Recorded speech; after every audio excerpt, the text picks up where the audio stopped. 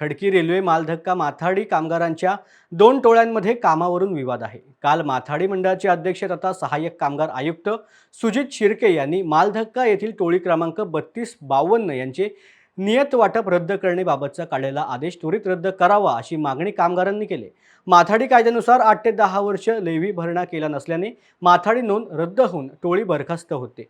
मग 1466 क्रमांकाची टोळी पुनर्जीवित कशी काय झाली ती रद्द करावी अशी मागणी करत कामगारांनी सहाय्यक कामगार आयुक्त यांच्या कार्यालयाबाहेर धरणे आंदोलन केलं आहे।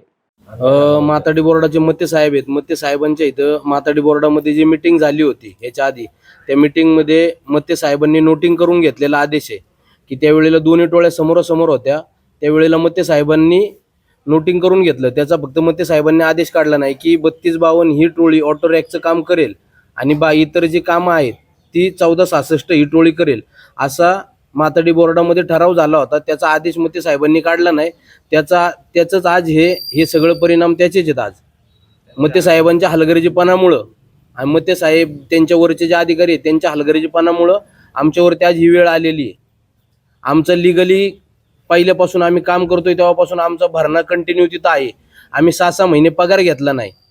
आम्ही माथाडी बोर्डामध्ये लिव्ही सहित सगळा भरणा केलेला आहे आमचा, तरी सुद्धा आम्ही जर खरं असून आमच्यावरती जर हा अन्याय होत असेल, दुसऱ्या टोळीचा तिथं किती दिवस झालं भरणा सुद्धा नाहीये, काही सुद्धा नाहीये।